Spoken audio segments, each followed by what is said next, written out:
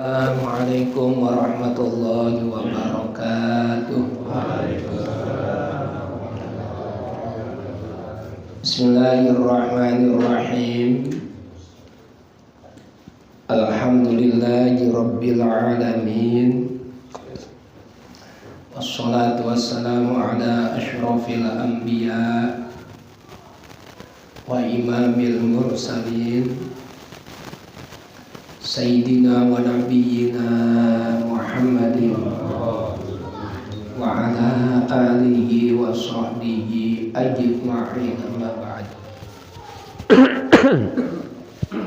Yang saya muliakan seluruh jamaah mushola Al-Falah, wabil khusus para orang tua dan juga ketua mushola, ketua majelis ta'lim. Mudah-mudahan semuanya yang hadir diberikan kesehatan oleh Allah Subhanahu wa taala, panjang umur, dilimpah curahkan rahmat, nikmat, maghfirah dari Allah Subhanahu wa taala. Mudah-mudahan juga keluarga kita selalu dilindungi Allah, menjadi keluarga yang barokah, sakinah, mawaddah, warahmah. Anak kita semua jadi anak yang soleh dan solehah, dan nanti pada saat kita wafat, diwafatkan Allah dalam keadaan husnul khatimah. Bismillahirrahmanirrahim.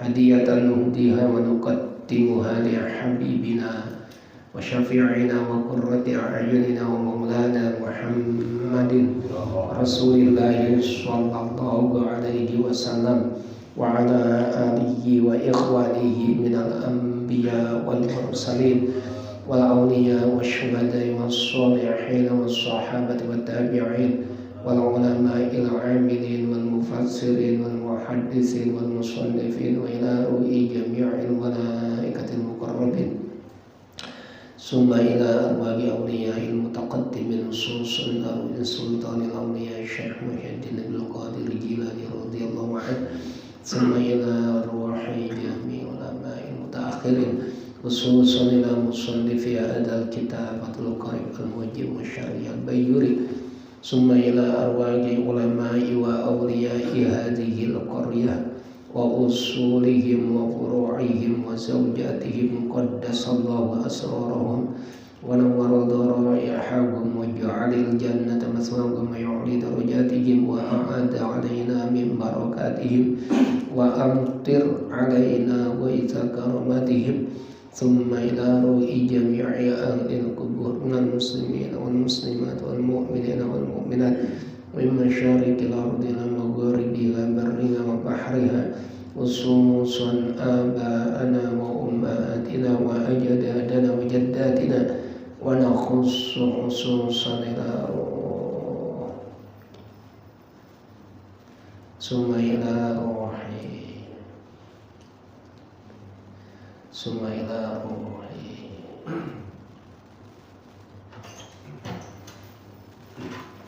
Sekolahnya kita yang belajar ilmu aja Siti binti Mahmud. Ghafarallahu dzunubahum wa nawwara daraihahum wa ja'alil jannata maswahum. Al-Fatihah.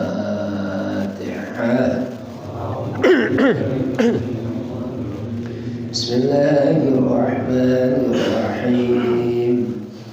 Alhamdulillahi rabbil alamin arrahmanir rahim maliki yaumiddin iyyaka na'budu wa iyyaka nasta'in ihdinas siratal mustaqim siratal ladzina an'amta 'alaihim ghairil maghdubi 'alaihim waladdallin. Rabbighfirli wa liwalidayya wa lil mu'minina amin. Kemarin kita bahas tentang Kitabu Ahkami Sholat. Ya, benar ya, sholat ya. Baru awal-awalnya. Sekarang lanjutannya. Bismillahirrahmanirrahim. Faslun ay hadza faslun.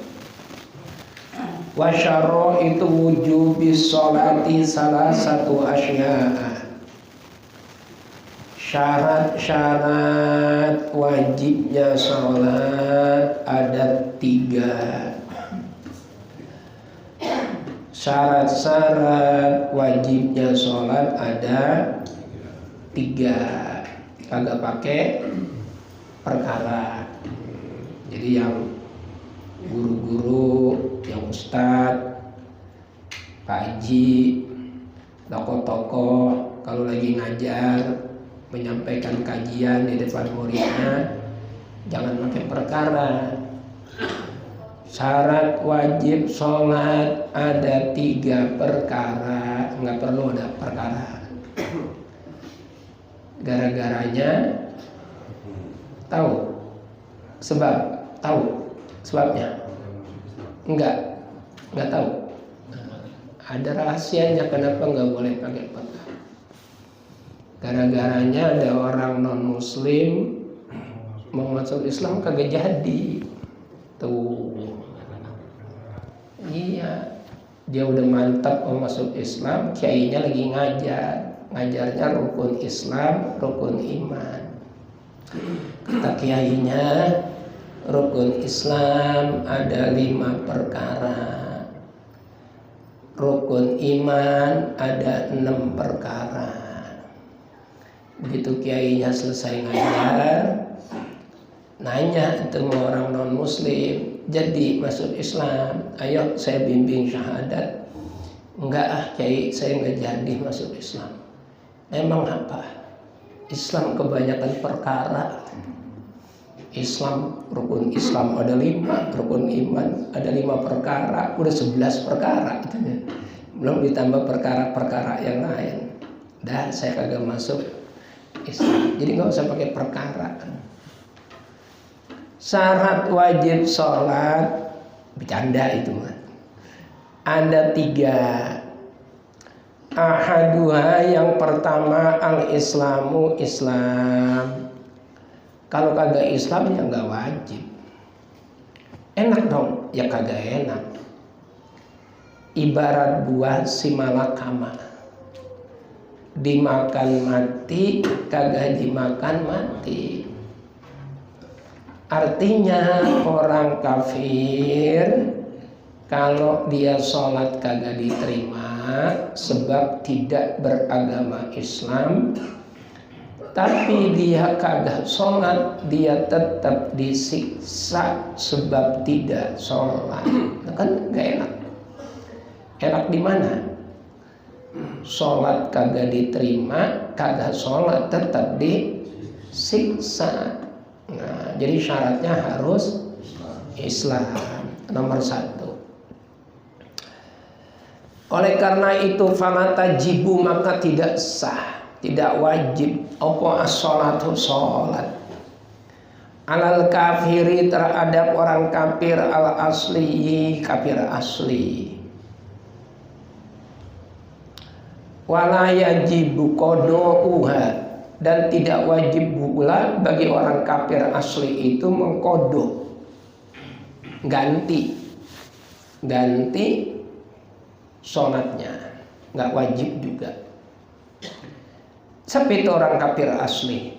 Orang kafir asli adalah orang yang terlahir dalam keadaan kafir, bapak emaknya kafir, engkong-engkongnya juga kafir semua. Itu kafir asli. Begitu dia masuk Islam, maka dia tidak wajib mengganti sholat yang dia tinggalkan selama dia kafir. Tidak wajib.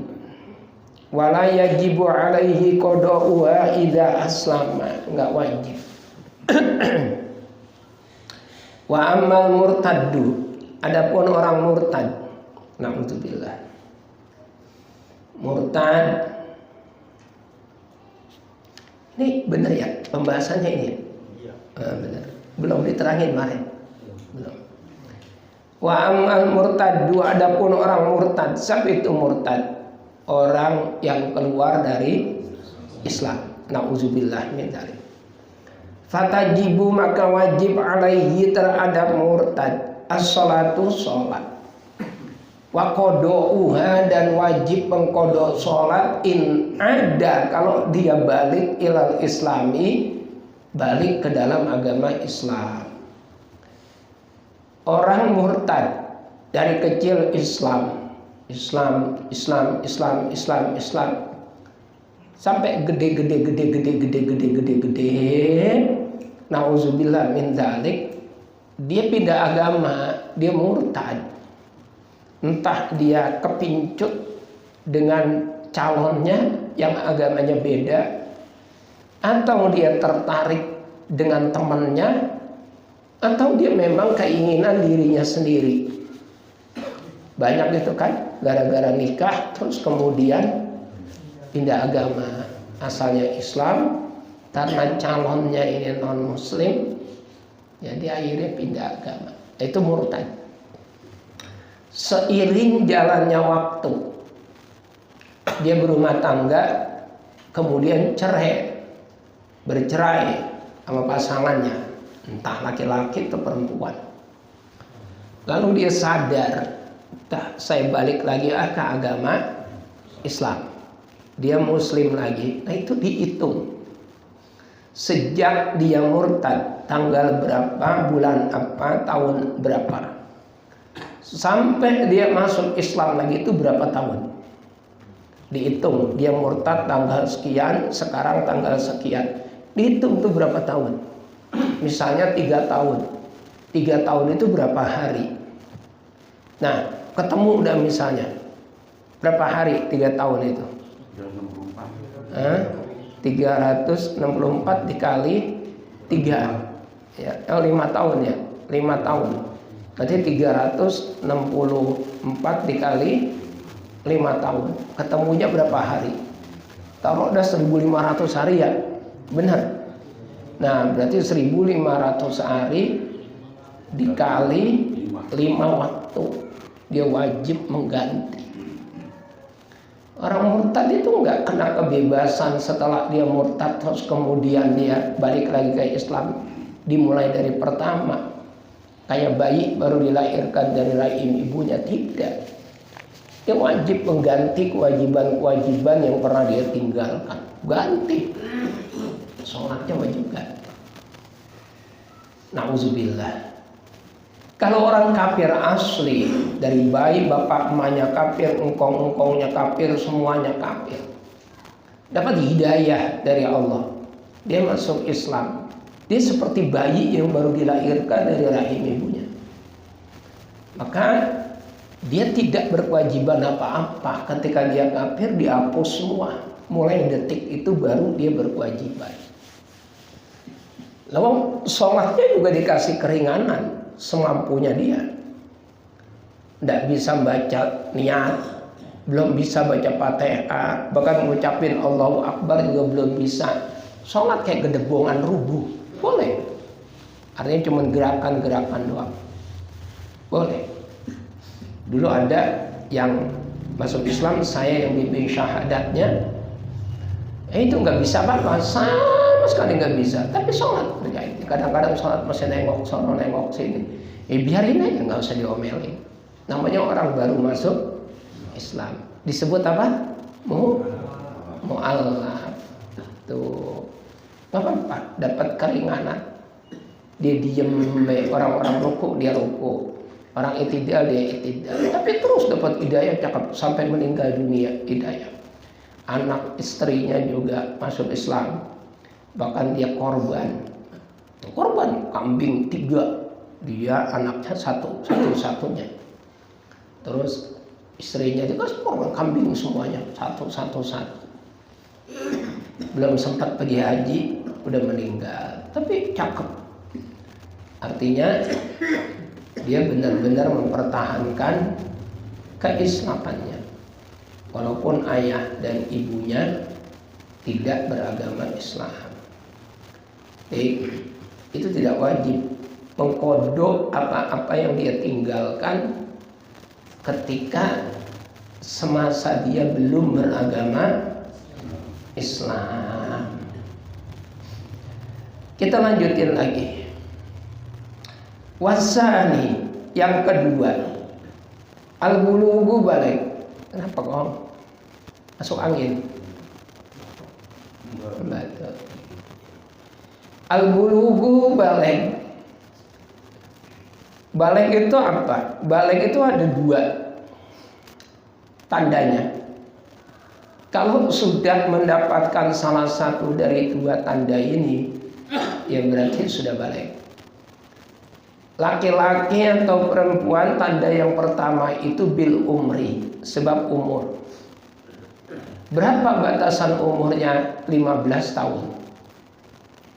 Jadi kalau ada orang laki-laki belum keluar sperma, belum men yang perempuan, tapi udah 15 tahun, udah balik, maka dia sudah berkewajiban sholat, sudah berkewajiban puasa, kalau dia mampu sudah berkewajiban haji. Oleh karena itu fala tajibu. Yang kedua tadi tandanya balik adalah ihtilam, mimpi keluar sperma, mandi basah. Atau perempuan haid 13 tahun, 11 tahun, 9 tahun perempuan haid, ya sudah balik. Udah balik. Minimal 9 tahun perempuan men haid. Laki-laki keluar sperma sebelum 15 tahun, udah balik. Oleh karena itu fala tajibu, maka tidak wajib ala sobiyin terhadap anak kecil laki-laki, bayi, wasobiyatin dan juga anak kecil perempuan, nggak wajib. Lakin tetapi yukmaroni, anak kecil laki-laki dan anak kecil perempuan itu diperintahkan biha mengerjakan sholat ba'da sab'i sinina, ketika sudah mencapai usia 7 tahun, punya anak lanang atau perempuan udah 7 tahun, perintah sholat toh, kagak mau ya udah biarin, jangan diomelin, apalagi digalakin. Kenapa? Karena kita kewajibannya hanya memerintahkan saja. Sholatnya toh, ya pak, kita lihat masih nonton TV. Sholat toh, ya pak, kita lihat masih main HP. Sholat toh, ya pak, ya udah biarin, antepin. Nah, jangan dipukul, jangan dihukum, karena hanya sebatas memerintahkan saja anak kita.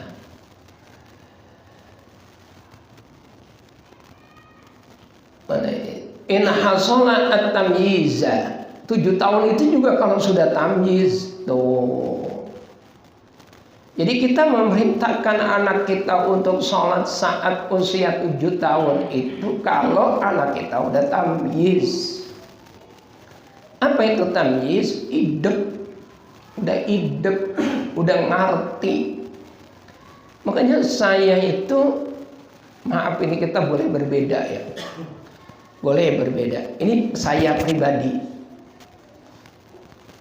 Ya saya mungkin berbeda dengan ustadz-ustadz lain atau kiai-kiai lain. Saya tuh kurang setuju kalau anak-anak kecil yang belum tamyiz itu ke mushola. Nggak setuju saya.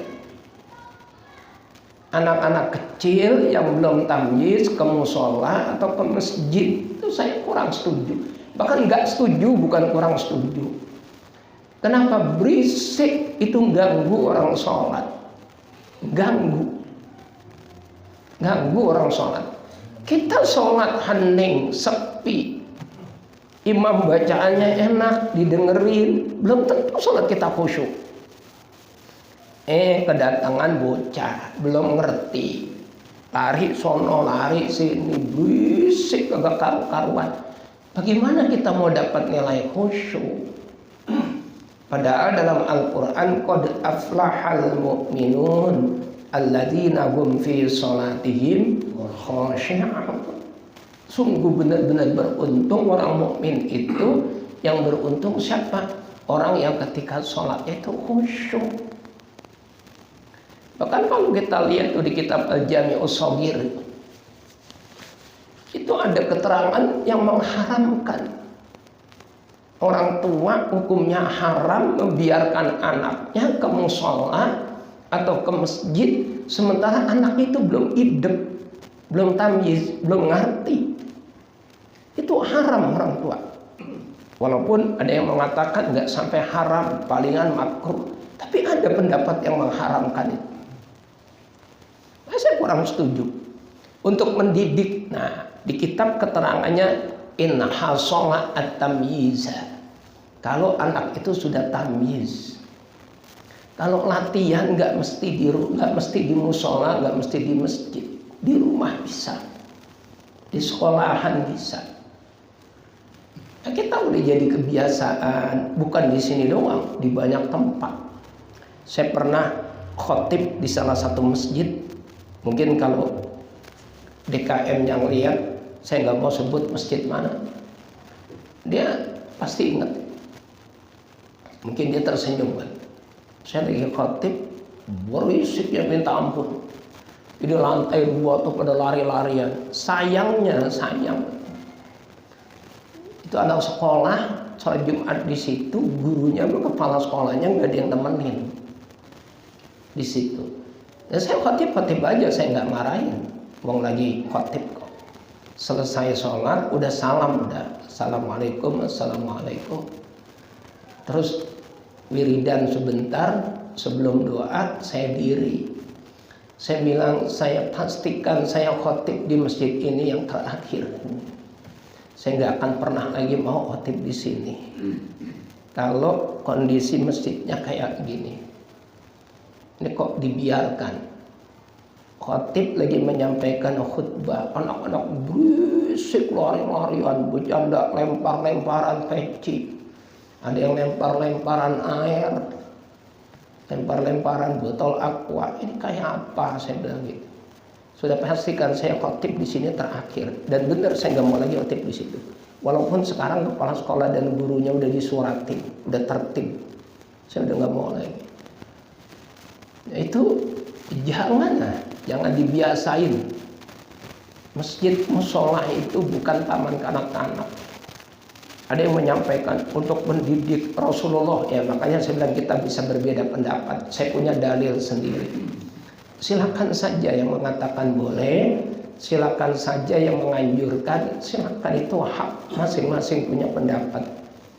Tapi saya punya dalil sendiri, saya punya pendapat sendiri, dan saya punya prinsip sendiri. Sehingga saya mengatakan anak kecil yang belum idep, bukan orang kecil doang, udah gede bawa bapak kalau belum idep nggak usah ke mushola.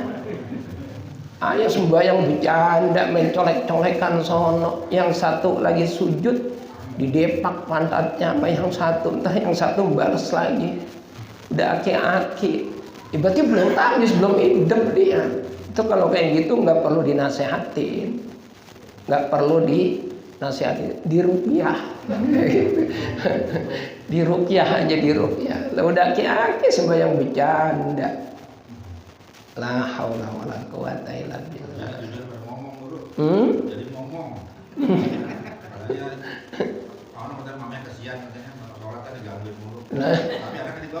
Iya kan dia bilang katanya kesian mamanya digangguin mulu. Di sini ganggu orang. Ganggu orang banyak. Apalagi bapak yang sholat bawa HP, HP-nya ditaruh di mana? Di depan. Bocah lari-larian, coba mikir bagaimana mau khusyuk. Mikirin HP jangan sampai keinjek. Akhirnya tuh bocah lari masih jauh, HP-nya ditarik pakai kaki. Takut keinjek. Gerakan. Ganggu. Apalagi bocah yang masih ngompol, pakai pempes, masuk ke mushola, masuk ke masjid, pakai pempes. Lah kan pempesnya kagak eceret-eceretan, sama dengan bapak bawa kotoran. Maaf ini, bawa tai atau kencing pakai kantong plastik dibawa ke dalam masjid, boleh apa enggak? Kagak boleh, najis kok dibawa ke masjid. Apa bedanya? Kan kagak eceret-eceretan juga. Tai sama kencing ditaruh dalam plastik, plastiknya diikat rapat, ditaruh di musola. Boleh? Kagak boleh, najis dibawa ke masjid. Kan kagak ngotorin. Lah iya, tapi najis dibawa ke masjid. Apa bedanya sama anak kecil yang pakai pampers? Pampersnya isinya kencing sama kotoran. Apa bedanya? Yang bawa siapa? Orang tuanya toh. Nah, ya, kan begitu. Ya toh? Ya, dibilangin pelan-pelan. Anak-anak kita kan belum ada dosanya, masih kecil, belum ngerti. Yang bilangin siapa? Ya, mestinya orang tuanya. Kalau mau anak ke musola, orang tuanya ngikut ke musola. Bilang, iya. Kalau dinasehatin anak jadi marahin orang tuanya, kagak terima, marah. La haula wala quwata illa billah. Bilangin, diam-diam ya tong, jangan bercanda. Itu kalau bocah ngerti nggak bakal bercanda. Jangan lagi di depan, di belakang aja nggak bakal bercanda. Itu namanya tamyiz. Idep, udah idep itu bocah, udah idep, bahasa Betawinya udah idep.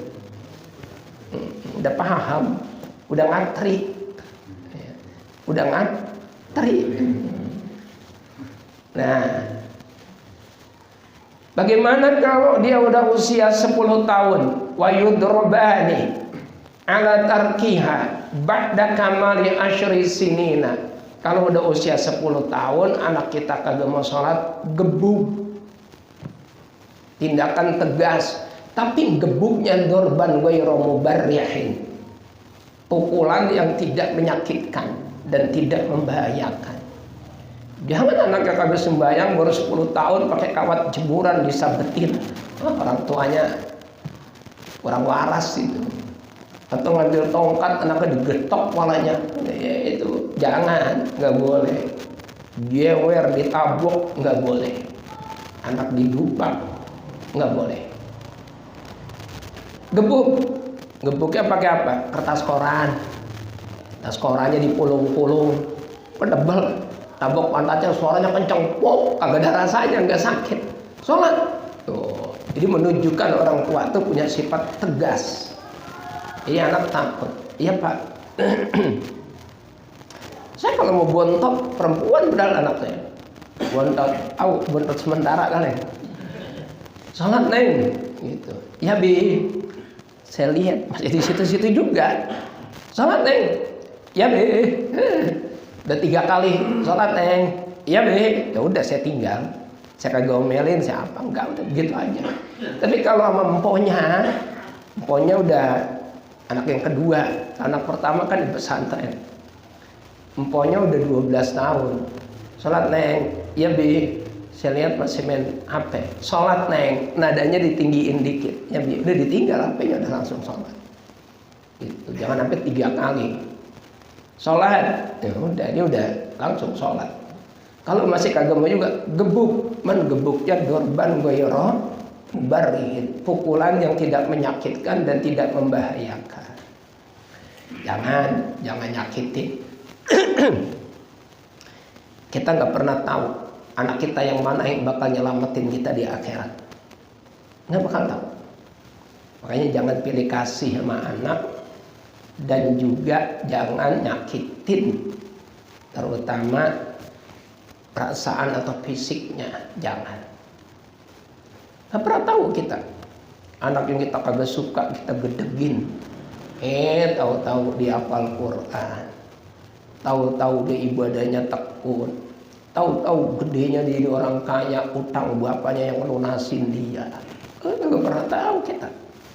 Sama anak semuanya kita sayang. Kalau toh ada perasaan beda antara satu dengan lainnya, jangan ditunjukin. Ya, kita lanjutin lagi. Kayak emas saya tuh. Emas saya anaknya 5, perempuan 1, lanang 4. Tapi saya ber-5, nggak pernah ada yang tahu siapa anak tersayangnya. Nggak ada. Saya merasa ya saya anak paling disayang. Tapi adik saya Ustaz Saripudin merasa dia yang paling disayang.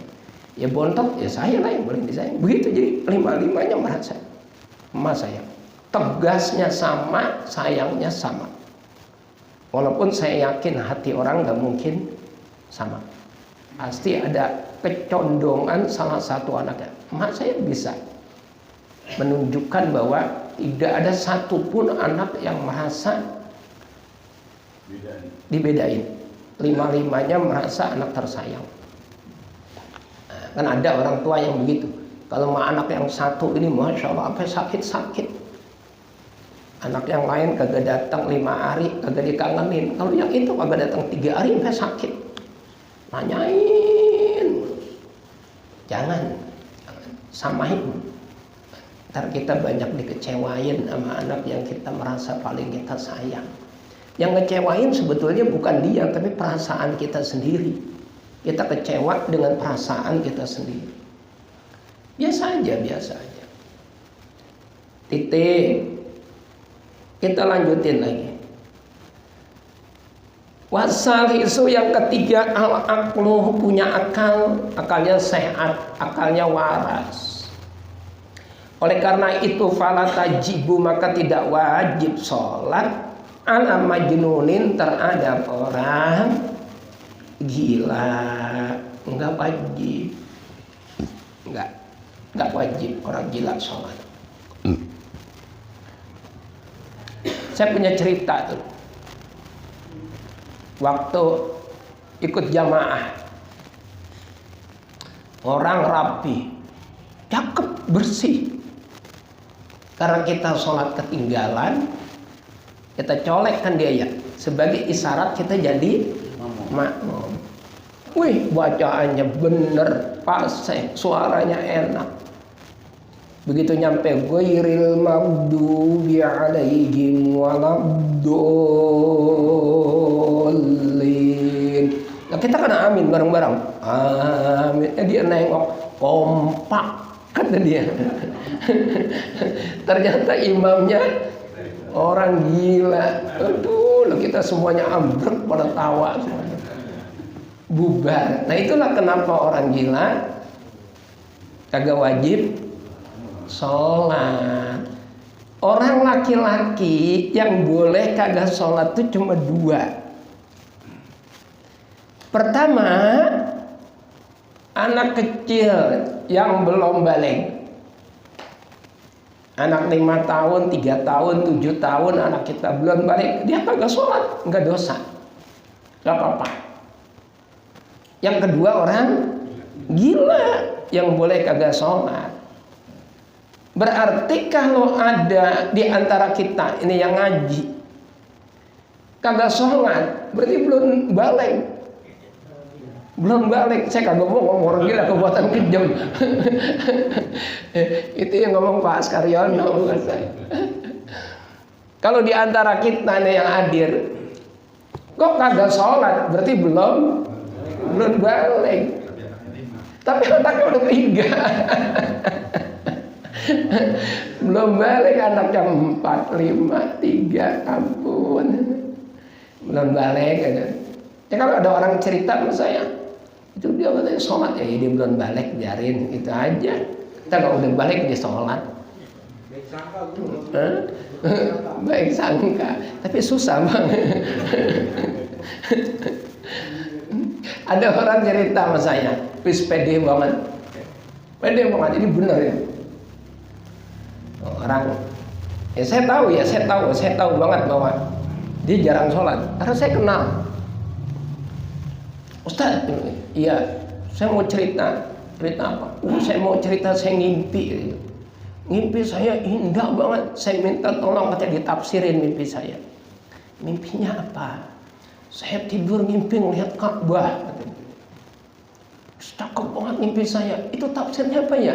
Tafsirnya kamu disuruh sholat. Mau saya kata gitu aja. Melongok dia. Kok begitu? Iyalah, orang sholat ngadepnya kemana? Kiblat. Kiblat kita apa? Ka'bah. Makanya kamu diingetin sama Allah suruh sholat. Sampai sekarang udah kagak nanya-nanya lagi dia. Saya kenal orangnya, kenal banget. Dia gak kalau ngeliat pasti tawa.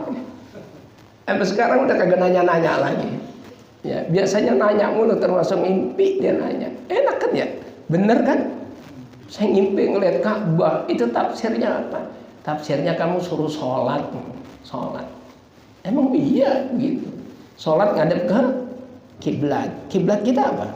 Ka'bah. Nah, kamu itu suruh sholat. Jadi ngadepnya ke Ka'bah. Biar nanti benar-benar bisa melihat Ka'bah secara nyata. Tidak wajib sholat terhadap orang gila. Wah, gua. Yang demikian itu, apa itu yang demikian itu? Islam, kemudian balik dan berakal. Haddut taklifi yang disebut dengan definisi taklif atau mukallaf. Titik, selesai. Bismillahirrahmanirrahim. Wassalawatul masnunatu khamsun. Salat yang disunahkan. Ini yang dimaksud disunahkan adalah disunahkan secara berjamaah dan sunnah muakkadah, dikerjakan secara berjamaah. Dan sholat ini statusnya sunnah muakkadah. Ada 5. Kalau sholat sunnah ya banyak banget. Apa 5 itu? Yang pertama al-idani, 2 hari raya. 1 Idul Fitri, 2 Idul Adha. 1 Idul Fitri, 2 Idul Adha. Idul Fitri sama Idul Adha itu lebih agung Idul Adha. Sebab Idul Adha itu terutama sholatnya itu tersebut dalam Al-Quran. Ayat yang kedua surat Al-Kautsar. Fasholli li rabbika wanhar. Sholatlah kamu dan berkurbanlah kamu. Kurban yang dikerjakan sesudah sholat, berarti sholatnya sholat apa? Idul Adha. Sholat Idul Adha. Tapi malam Idul Fitri dan malam Idul Adha kedua-duanya adalah malam mustajab doa. Berdoa, kita bertakbir, kalau perlu sepanjang malam di musola, gantian sama temen, ntar udah capek istirahat, takbir lagi panjang malam. Titik. Yang ketiga dan keempat, wal kusufani, 2 sholat gerhana. Ay sholatu kusufis syamsi wa khusufil qamari. Yang dimaksud 2 sholat gerhana adalah gerhana matahari dan gerhana rembulan. Dan yang kelima wal istisqa'u, sholat istisqa, sholat minta hujan. Nanti penjelasan secara mendetail kita akan bahas satu demi satu, insya Allah. Ntar kita nyampe pembahasannya tentang sholat Idul Fitri, prakteknya bagaimana, yang dibaca apa. Nanti banyak juga orang yang nanya, bagaimana kalau imamnya lupa takbir Idul Fitri cuma 1 kali langsung baca Fatihah? Apakah makmum perlu mengingatkan? Kalau mengingatkannya bagaimana cara ngingetin? Jadi kan kalau Idul Fitri Idul Adha takbirnya 7 kali ya. Allahu Akbar di takbiratul ihram, Allahu Akbar kabiro, dan seterusnya. Terus takbir lagi, Allahu Akbar 7 kali, Allahu Akbar. Tahu-tahu tinggal gitu aja. Tahu-tahu apa? Dia lupa. Habis takbiratul ihram, Allahu Akbar, langsung baca Fatihah. Bismillahirrahmanirrahim. Pertama, sholatnya sah atau tidak. Yang kedua, makmum ketika mendengar itu perlu mengingatkan atau tidak. Kalau perlu mengingatkan, cara ngingetinnya bagaimana? Subhanallah, begitu. Apa dari belakang teriak takbir, takbir? Karena kan lupanya di takbir. Nanti kita bahas, insya Allah. Banyak yang akan kita bahas karena fikih sangat luas. Ya, sampai sini dulu, udah azan, mudah-mudahan berkah dan manfaat. Ada yang mau nanya? Silakan Pak. Fadilah surat Anas sebelum takbir. Fadilahnya ada apa enggak? Ada. Semua yang diajarkan oleh para ulama pasti ada fadilahnya. Manik tada aliman laki Allah asaliman. Ikutin orang alim, ikutin ulama pasti selamat. Apa fadilahnya? Apa hikmahnya kita membaca surat An-Nas sebelum kita sholat? Fadilahnya atau hikmahnya agar kita terhindar dari godaan syaitan. Alladzi yuwaswisu fi sudurin nas. Kita kadang-kadang udah baca surat An-Nas aja, sholat kita masih sering digodain setan. Contohnya, ketika kita rokaat keempat itu sering ragu. Ini 4 apa 3 ya? Ini udah 4 apa baru 3 ya? Ini udah 4 apa baru 3? Kalau yang males udah 4 aja. Padahal kan benarnya al-mashkuk yurja'u ilal asli. Sesuatu yang diragukan dikembalikan kepada asal. Ini 3 apa 4 ya? Asalnya 3 dulu apa 4 dulu? 3 dulu, berarti sekarang 3. Nambahin lagi 1 lagi. Nanti ditambal pakai sujud sahwi. Itu hikmahnya agar kita terhindar dari hal-hal semacam itu. Karena mau bapak kayak, mau saya kayak, mau siapa kayak, nggak ada kita yang sholatnya terhindar dari godaan setan. Nggak ada.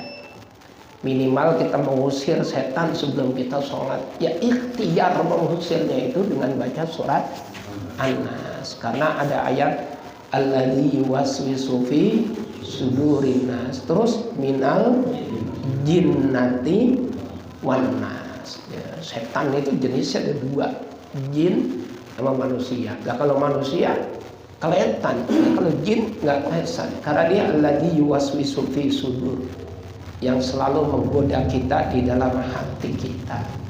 Sholatnya jadi lupa rakaat, sholatnya jadi ingat macam-macam, ya. Jadi ingat macam-macam. Nih saya tutup satu cerita, namanya Qais dan Majnun. Udah pernah dengar cerita Qais dan Laila? Qais dan Laila. Cuman lebih populernya Laila Majnun. Qais dan Laila. Yang populer dengan cerita Laila Majnun. Nggak tahu ini cerita fiktif atau fakta, saya nggak tahu. Yang jelas cerita itu ada. Suatu ketika Qais itu, Qais, si Majnun ini, itu yang ada di pikiran dan hatinya aja Laila. Cintanya sama Laila udah luar biasa. Pokoknya udah nggak ada yang lain, udah nggak ada yang lain. Ketika dia lewat depan rumah Laila tuh, tembok rumahnya diciumin. Terus orang bilang, dasar Majnun, orang gila. Tembok rumahnya katanya dicium. Saya tidak mencium rumah, tapi karena rumah ini dihuni oleh Laila, orang yang bersemayam di hatiku, maka temboknya aku ciumin. Setiap orang dengar berita Laila, dimanapun tuh didatangi. Pokoknya hatinya isinya cuma Laila doang. Suatu ketika ada anjing. Anjing itu anjing perempuan, namanya Laila. Dikejar-kejar sama dia. Pokoknya semua yang berbau Laila dikejar, dideketin. Anjing dikejar kan lari. Larinya anjing melewati orang lagi pada sholat. Sholatnya di tempat terbuka. Anjing itu lari di depan orang sholat. Lah dia ngikut lari di depan orang sholat. Dia langkah-langkahin. Dia lagi pada sholat kan ada yang ngerti ilmu fikih, ada yang ngerti agama. Selesai sholat marah semuanya. Dipanggil, sini kamu, Qais, sini. Ada apa? Kamu tuh benar-benar kurang ajar. Kamu lari di depan kita lagi pada sholat. Masya Allah, udah kebangetan kamu. Apa jawabannya Qais? Aneh saya dengan kalian. Saya mengejar makhluk yang bernama Laila.